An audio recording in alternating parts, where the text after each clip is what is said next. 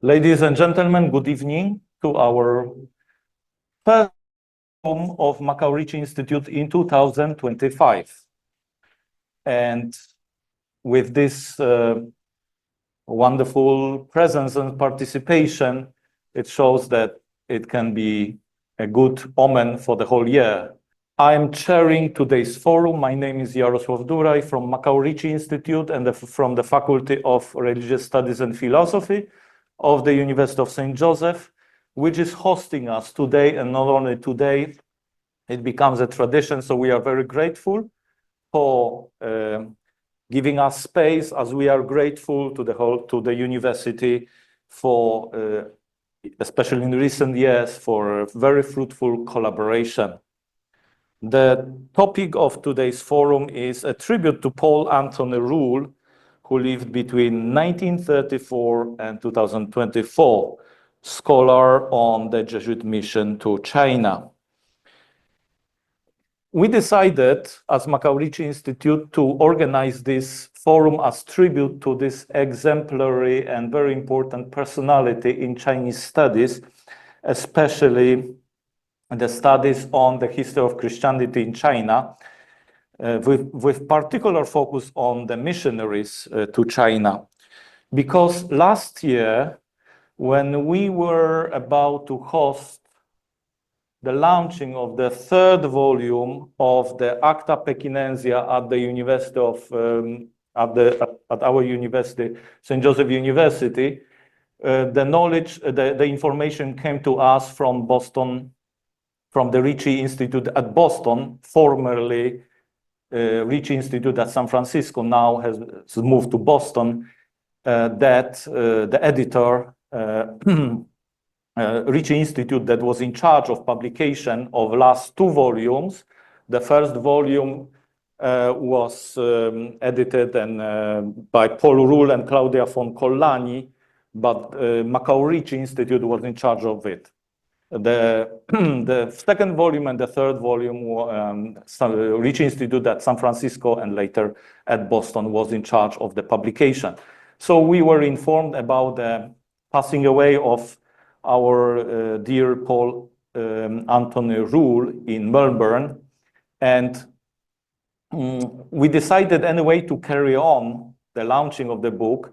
The launching of the third volume was in three places. The first one was in Melbourne, and kindly, it was a very kind gesture of the wife of Paul Rule to change a little bit arrangement for funeral so that a special forum could be organized, a tribute for him in Melbourne. Then the second one was in Germany, and finally in Macau in December, the launching of the third volume. So with that conference already, we, in a sense, symbolically, we already paid some kind of tribute, but we thought that it will be very opportune and very proper to pay tribute to this great person and our friend. So this is it. The main motivation of recognition of Paul Rule and Claudia von Collani as two editors of this important work is to have a focus on Acta Pekinensia. It is an incredible work and requires a titanic effort. And initially, it was the beginning of this project was related to several personalities I want and need to mention because to understand a bit better. So it was at one certain moment when several people, including two here present among us, Father Luis Sequeira and Yves Camus, together with John Wojtek from Georgetown University, who passed away already, John Wojtek, and then Antonio de Saldana, including also Nicolas Standard from Leuven. All of them, they met and they discussed this important project and decided to launch it. So there are 3 volumes. The 4th volume basically is also completed, edited, but we are waiting for the publication, hopefully this year, maybe next year. It depends on Brill, because the Brill is the publisher, but in charge of this project is Ricci Institute at Boston. So we are hoping to have today a wonderful conversation. We have an honor to host our also very good friend, Gianni Kriveler and Claudia von Collani from Würzburg. We hope she can join us online and give her feedback and reflections about Polo Rule, especially focusing on her experience of collaboration with Professor Rule.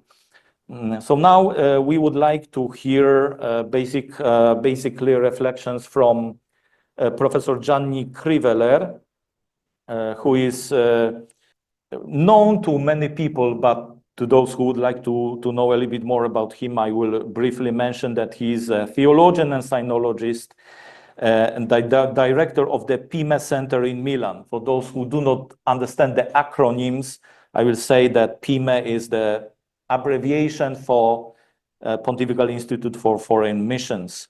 So in charge of the PIME Center in Milan, in charge of the magazine Mondo e Missione, and of the Asia News Agency.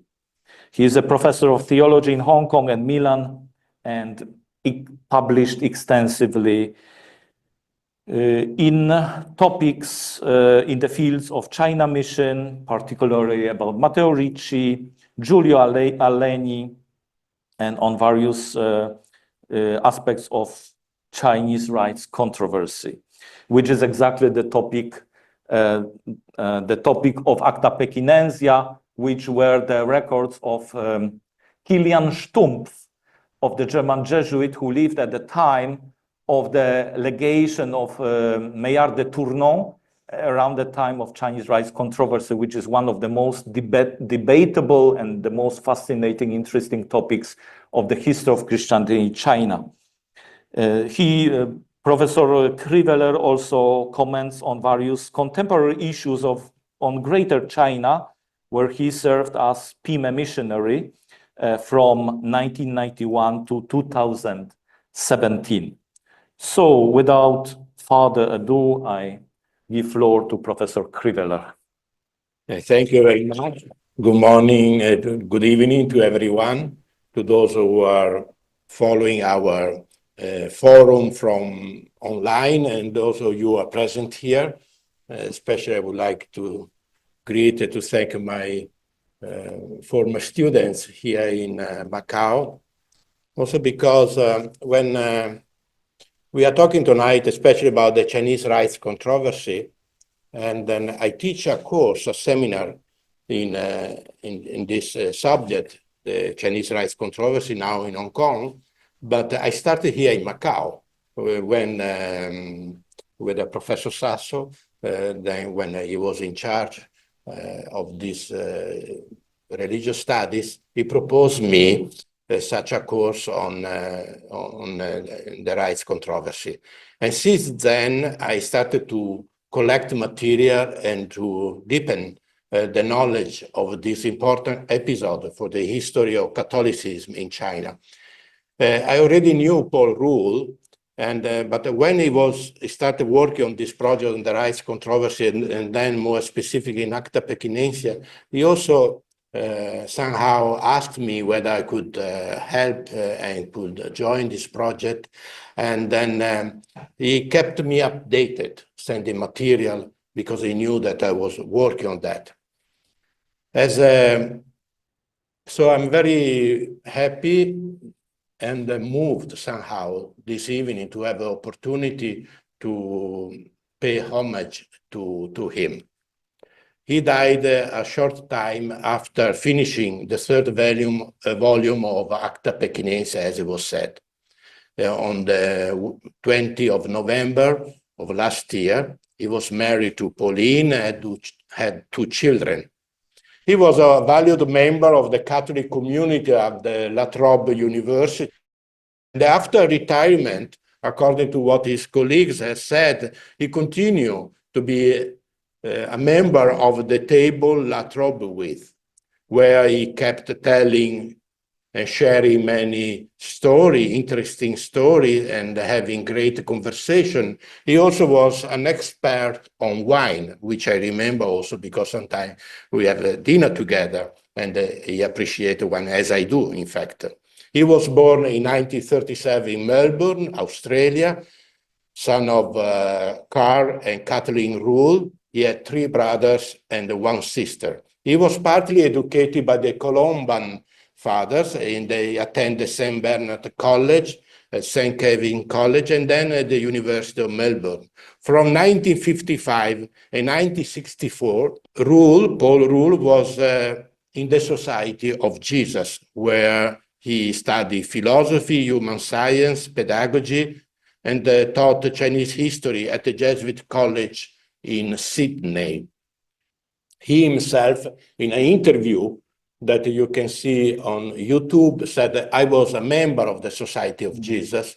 I'm not sure that he was ordained priest. Actually, I believe he was not, because he didn't have the age to be ordained. But he considered himself as a member. And then I think this had a strong influence also in his studies and his career, because he especially studied Jesuit missionaries to China.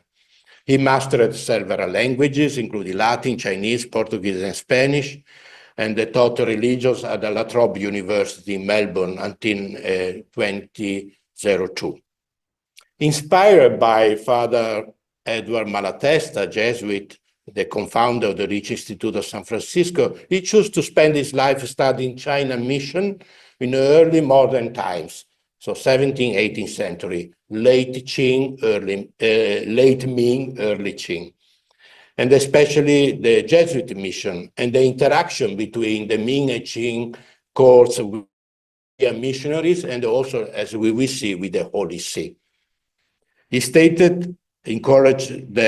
also stated that encouraged by prominent economist and missionary, Professor Audrey O'Donoghue, maybe some of us as knew her very well in Hong Kong. She was from Australia.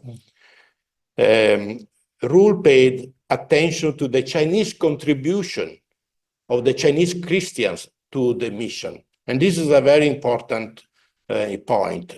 We study the missionaries, but there is, of course, the mission cannot be done without people accepting the gospel and putting the gospel in practice or in their lives, or rejecting the gospel with other reasons. So always these 2 elements should keep always in mind. And even if Paul Rule spent more time studying the missionaries, he never underestimated the importance of Chinese Christians in the building of Chinese Christianity, which is now ever more obvious and important. In the decades across the century, Paul Rule was among the increasing number of scholars on early Jesuit mission to China that produced material in English language. This is also very important. There were also others, for example, David Mungello, John Weitek, that we mentioned earlier, Eric Zulker, Nicholas Stender, and more. Previous scholarship on China mission was mostly in Latin, or French, or Portuguese, or Spanish, or German, or Italian. So this limited quite significantly the number of people who could read those books. So the books written in English had this great advantage that increased significantly the number of scholars and the students being able to access to this issue. I first met Paul in 1994 in Brescia, Italy, during a groundbreaking symposium on Giulio Aleni, the first Jesuit missionary to China to be involved in the Rites Controversy. Actually, the Rites Controversy started in the mission of Giulio Aleni itself in 1635 in Fujian. I remember Paul Rule's fervent argumentation in favor of Aleni's stance in the fateful controversy. Since then, I can't really count how many times we met in numerous symposiums on China mission held in the mainland, in Hong Kong, in Taiwan, here in Macau, often, and also in Europe. Rule collaborated with many international academic institutions, particularly with the Ricci Institutes in San Francisco, Macau, and elsewhere. He was a frequent visitor to the colloquies in Chantilly, and then to the conferences of the Verbist Foundation in Leuven. His papers told interesting stories about Jesuit missionaries, including Michael Boehm, Adam Schall von Bell, Ferdinand Verbist, I already mentioned Giulio Aleni, Antoine Thomas, François Noël, etc. And these narrations became dozens of well-researched studies. One of the characteristics that I always liked in Paul Rule, and that I feel very close to that, is that he kept always the theological and sinological aspect together, because the missionaries had a very strong theological background, which influenced their choices, including in the rites controversy. Paul Rule was also interested in Chinese figurism, like, in fact, also Claudia von Collani. The contribution of Paul Rule to scholarship on Jesuit China mission is very important and fundamental for anyone who wants to study this issue. And this was true also for me. When I started my studies, a dissertation on Giulio Aleni, after that symposium in Brescia that I mentioned, reading Paul Rule, Conze or Confucius was a preliminary must. So I would like to say something about the second part of my conversation. I will divide my conversation in the 4 parts. The first one is saying something about Paul Rule, which I just did. The second one to say something about the Jesuit interpretation of Confucianism, that was his dissertation. The third is about the Chinese Rites Controversy, and the third about Acta Pekinensia. The thesis was written in 1972 and was published in 1986 with several reprints for decades, and still is a fundamental test on China mission in early modernity. Rule places the China mission in the context of developing interpretation of Confucius and Confucianism proposed by Macau Ricci first, and then by other Jesuit missionaries in late Ming, early Qing. The interpretation was rooted in Jesuit missionary method and was a response to the specific language and cultural problems experienced by Jesuits in Asia from the time of Francis Xavier and even earlier. Problems of translations. In fact, in a very important sense, the rites controversy is a controversy about language and about translation, mostly, not exclusively, but mostly. Problems of translation and finding equivalent terminology. The religious pluralism proved to be a difficult challenge for the traditional missionary approach. Something has to be changed. So Alessandro Valignano, the visitor to Asia, outlined a scheme for accommodation, which he called modo soave, the gentle way. An interesting way to call a missionary method, the gentle way, the modo soave. Macau Ricci, Giulio Aleni, and many others carry out this gentle way, and they call that accommodation, accommodatio, which has a strong theological foundation in the thought of Thomas Aquinas, of Erasmus of Rotterdam, and in the thought of the same founder of the Society of Jesus, Ignatius of Loyola.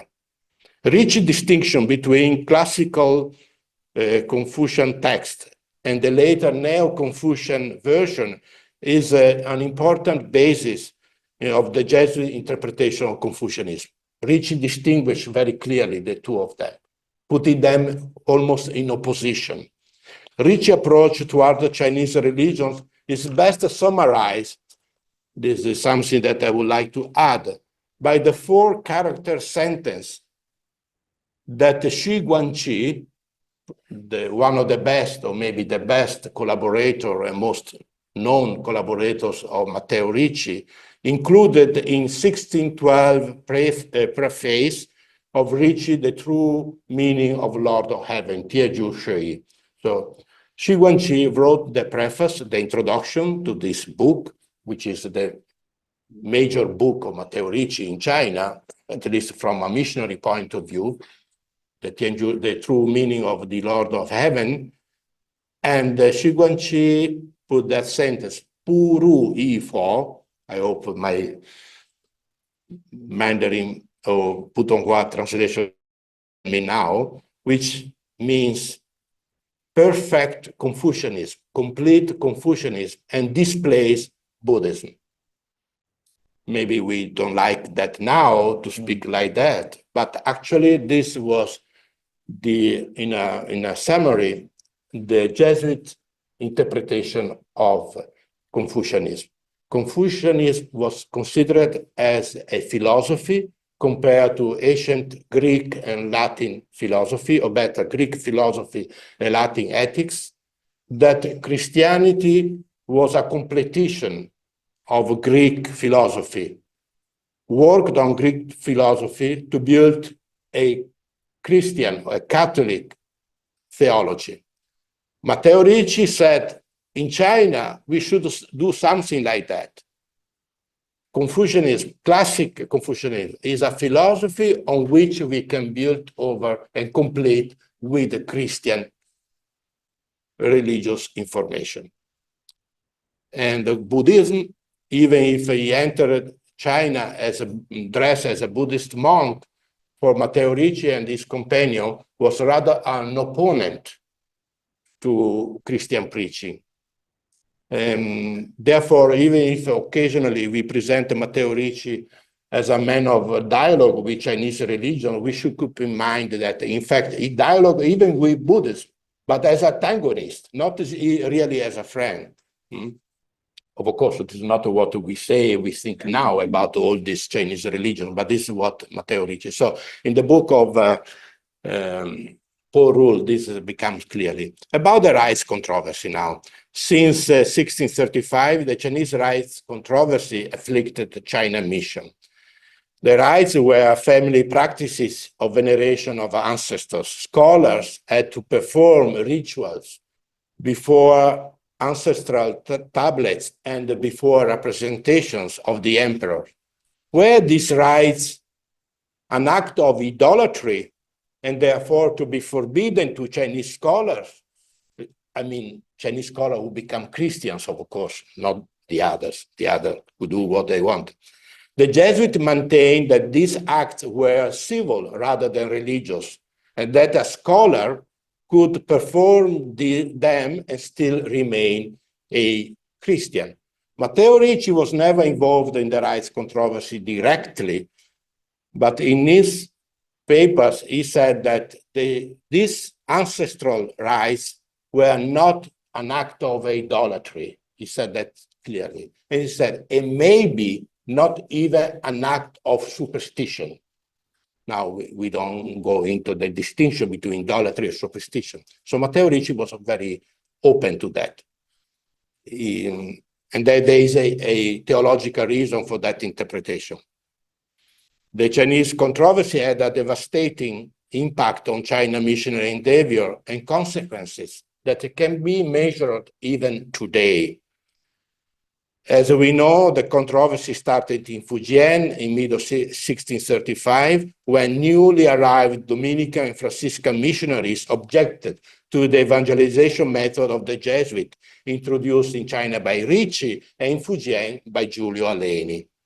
The Holy See, the Vatican, was called to declare whether or not the Christians were allowed to participate into these rituals, but Rome was unable to make a clear-cut decision, at least in the first phase of the controversy.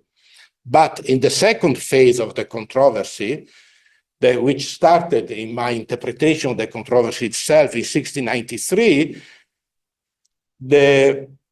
because of the intervention of Charles Megros, the apostolic vicar in Fujian, the controversy regained momentum and involved very directly the Chinese Emperor Kangxi, the Kangxi Emperor, and the Pope in Rome, Clement XI, who governed the church for 22 years and was a major protagonist in this controversy, even in this Acta Pechinensia.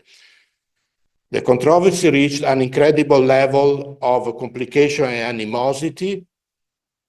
A huge number of writings by clergy and intellectuals and Chinese Christians were produced in China and in Europe.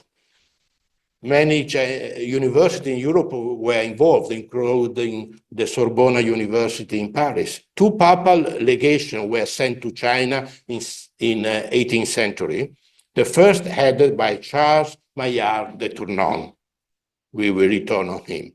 And this legation could not solve the matter and could not solve the tension between Beijing and Rome. In fact, they escalated that. From 1704, Rome condemned the rites. Clement XI was determined to disapprove the rituals, but he hoped to save at the same time China mission from destruction. But apparently the 2 objectives were not compatible. And therefore, in 1742, Benedict XIV condemned the rites in the most solemn fashion, putting a definitive end not only to the long century controversy or the century-long controversy, but also to China mission as it was initiated by Macau Ricci. The Jesuits lost a major battle. Their reputation collapsed, even for this reason, not only, but including from this reason, to the point that the same Society of Jesus was suppressed, as we know, in 1773. But I was born again. In fact, we have Jesuits here present now, fortunately. In 1939, the Holy See, under the influence of Celso Costantino, which celebrated last year, its former delegate to China, dramatically the prohibition of the rites. So the rites now, in fact, are allowed. Now the rites are allowed, are not prohibited. Paul Rule wrote, "It is difficult for us in the 21st century to view with anything but repugnance and incomprehension the vehemence and the bitterness of the 17th and 18th century Chinese rites controversy. This is possibly, in terms of the number and the caliber of the participants, its length and ferocity, the greatest internal struggle in the long history of the Catholic Church after early councils." So it's a strong statement that, but makes impresses. So the last part of my presentation is about the Acta Pechinensia. A few more minutes. So the Acta Pechinensia are a key episode of the rites controversy, even if it's one of the many. It's about the papal legation to China, headed by Charles Maillard de Tournon, to the court of the Kangxi Emperor, who started 1705 and 1710. But the Acta Pechinensia go beyond that. So far, it is a document hardly being used by historians because it was not translated. There are many reasons for this. Its length is 1,446 manuscript pages. Its contents, which came under the papal ban on publications, and its language, Latin with much Italian, French, Portuguese, and Spanish. Acta Pechinensia, as we see from the title, was written in Latin. And it's not always easy to interpret. it demands collaboration of scholar, expert, respectively in Chinese and European sources, and with a lot of language capacities. For many centuries, this Acta Pekinensia was kept in Jesuit Roman archive for nearly, as I said, 300 years, and still to be found today. The original is found in Japan China's Japsing collection. The full title, which is an accurate picture of the contents, is the Beijing Acts of Historical Records of what happened in Beijing day to day, from December the 4th of the year 1705, when they arrived, the most illustrious, most reverend, and most excellent Lord Charles Thomas Maillard de Tournon, Patriarch of Antioch, Visitor Apostolic with powers of personal legate. This is in the old days, the books had a long titles. The Macau Ricci Institute has initiated the project to publish an annotated English translation of the documents. The Jesuit Rome archives have made available to a digitalized copy and a transcript that has been done with the collaboration of linguistic experts. The author is the German Kilian Stampf, who in an introduction anticipated the fact that this manuscript would be overlooked. He said, I know that people will not read this, but he said that in the preface he said that he would write for eternity. He says, now nobody is going to read this, but I write for eternity. One day, people will come to have an interest in this book. In fact, thanks to Paul Rule and Claudia Foncolani, this eternity came to us. We anticipated the end of the eternity. So, because now this material is available to us. Kilian Stampf came to China in 1694. He was a trained scientist with knowledge of mathematics and chemistry. He had the knowledge of glassmaking and was appointed by the Kangxi Emperor as director of a new imperial glass works set up in the compound of the French Northern Church.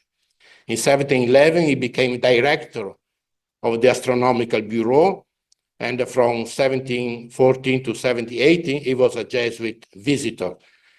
He also was involved in a ferocious dispute with the Franciscan Carlo Orazzi da Castorano, Franciscan that I had occasion to study a lot in the last 15 years. And Carlo Orazzi da Castorano accused the Jesuit to have mistreated him when he was in Beijing, Carlo Orazzi, and then also to be the one who reported him to the police, so to be arrested, or even in attempt to poison him.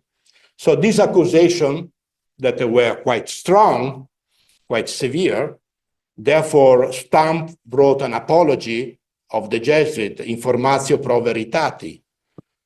But this apology was condemned by Pope Clement XI, and its author was excommunicated and imposed a penalty of leaving China.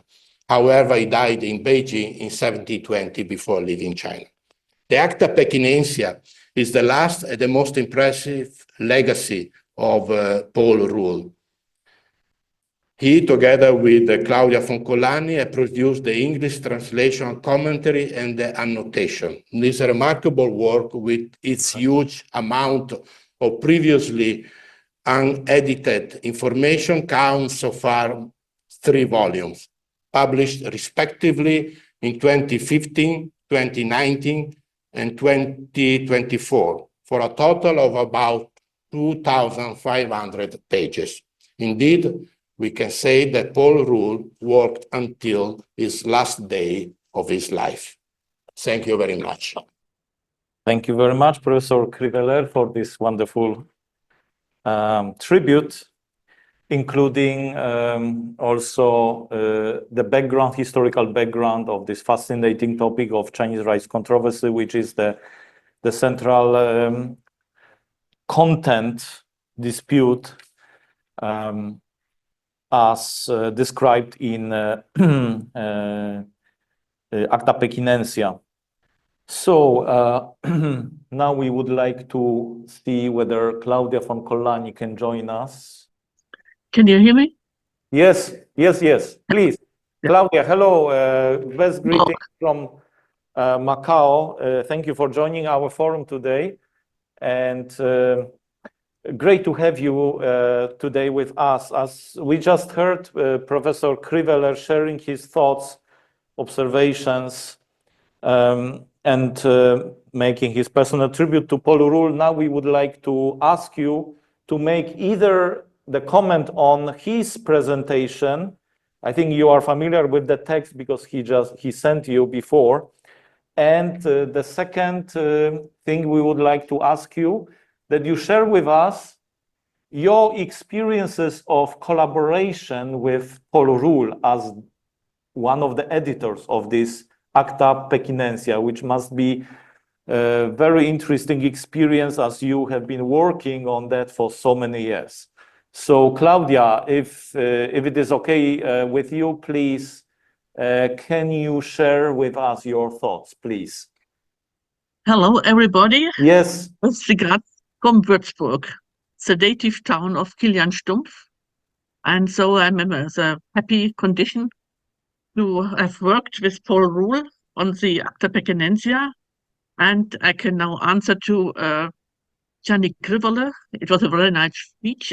And I think he covered everything. He gave an overview over the rights controversy, which is not easy, by the way.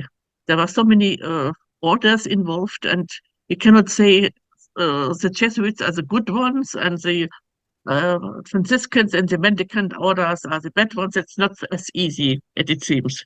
There were always mixed parties. So I cannot add much to this speech of Gianni Kriveler, but I will tell something about the Acta Pekinensia and Paul Rule and the project. Paul Rule and I met in Chantilly, this famous place in Les Fontaines, and several colloquials have comparable interests in China mission, Jesuit mission, and in figurism. And so we met several times, and in 2001, we both attended a conference in Beijing where this project was started. And I delivered a paper on Kilian Stumpf and the Acta Pekinensia because Kilian Stumpf belonged to my fields of research, and I had worked on him since 1976, and so I had this paper, and the Ricci Institute and Antonio Vasconcelos de Saldaña had interest in this person and in the Acta Pekinensia, and so with the help of several Jesuits, it was started. And as you know, more than 20 years, and of course, such a huge project is not easy to do. Both Paul and I worked constantly with it, with the translations to make it understandable to people who are not from the field, to give an interpretation of all names and places and indications and allusions, which is also not easy. And you see, they knew about it, but now we have to look for it. We have to search in sources and say it's just you. And yes, in my opinion, the Acta Pekinensia describes a turning point in the rights controversy. As Gianni mentioned, the Kangxi Emperor sent a declaration about the rights to Rome, which the Jesuits had asked him for. And but it was not accepted, his opinion. It was a pagan emperor and just condemned. And so nobody took care of him. And when Tournon arrived in Beijing, he was several times asked how Rome had received this declaration. And he never got an answer. And I think it was a terrible behavior against any ruler or monarch. And therefore, he also sent several, two Jesuit delegations were sent to Rome with the parts of the Acta Pekinensia and with the answer, what are you doing? Will you give us a response? The first delegation we know drowned, the second one reached its destination, but it was in vain and it was just not accepted. And Provana, as we know, was only permitted to return much later to China. And the emperor was, of course, enraged in his attitude, his very friendly attitude against Christianity, which he had proven by the toleration, was now changed peu à peu. And he was not unfriendly to the Jesuits of his court, but he was suspicious. And he demanded from every missionary who wanted to work in China, yeah, that means then he had to ask, the missionary had to ask behavior and attitude against the rites, and those who didn't promise were expelled. And that was a big loss for the China mission, where many missionaries had to leave, many died, and the mission slowly declined.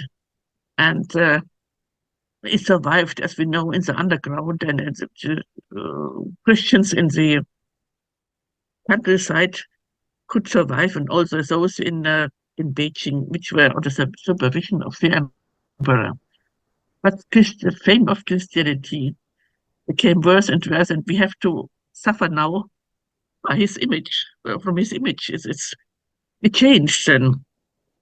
And in my opinion, Christianity would have become perhaps one of the religions of China, not the only one, as we would like as Christians, but as one of the important religions. And yes, and Stumpf, his masterpiece, because he did not see everything, he did not collect everything himself, but he has his brethren, and they collected and had protocols, and he combined them and made them one line and them together. And there are especially those famous audiences of Tourneau with the emperor, asked several times, what was his purpose to come?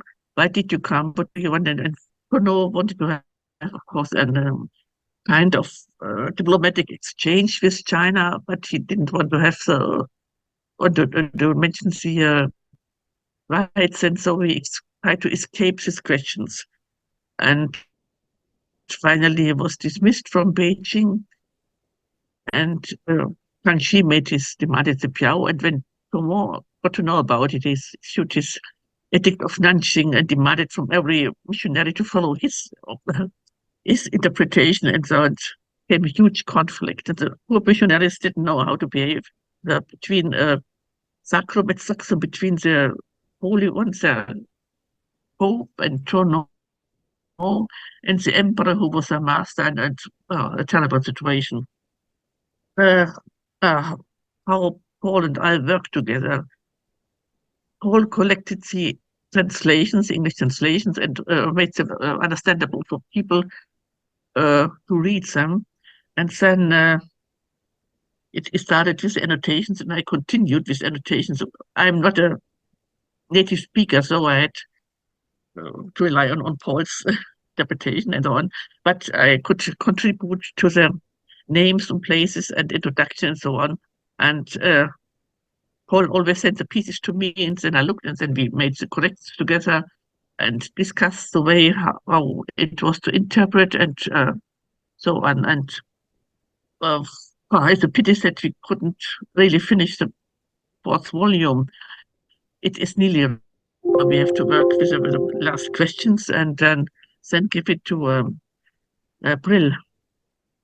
Yes, but the Acta Pekinensia, of course, they were not very, nobody read this huge piece, but there are many small compendia and small relations about the Tourneau delegation. Most of them are not printed, only one is printed, and the other ones are somewhere in archives, many, more or less long or short, and the best one is the Compendium Actorum Pekinensium. It's just about the Tourneau delegation, and it brings together in a more systematic way the whole delegation. It's printed by the way, in the second volume at the beginning. Now for Stumpf, he was a very, very busy man, and he was at Chelsea, but he collected and worked and worked. And finally, he had to see how the mission declined, which was terrible for him. And after Tournon had left and had died, we have got to know from Gianni about the Informatio per Veritate and the continuation of the quarrels in Beijing with Castorano and so on. And he wrote another compendium, Totum Pekinensium, of his later times, and collected documents and sent them to Vienna, to the emperor, to the German emperor, for help. But he didn't receive any help from Europe. Nobody helped him. And we have already these collections of documents, which are very interesting, by the way. And yes, the Acta Pekinensia were not finished by this legation, and some pieces within are lacking, and Paul and I think that we couldn't finish them. He had the material, but he couldn't work with the material and to make it readable for everybody. Now some specialties of the Acta Pekinensia, the most part, there's a copy in the Propaganda Fide archives, and for readers in Europe, they tried to help some. I showed what to say, contents of the paragraphs at the rand, at the sides of the Acta Pekinensia, and so it's we call them headings, and if you use them, you can see what's going on in this paragraph and this paragraph, so it helps to read them faster. Otherwise, I don't know really read the whole piece. I have no idea. I'm not sure if the Jesuits superior read it in Rome. No idea. It's just too much. Thank you, Claudia. Great. Thank you for your reflection. More or less.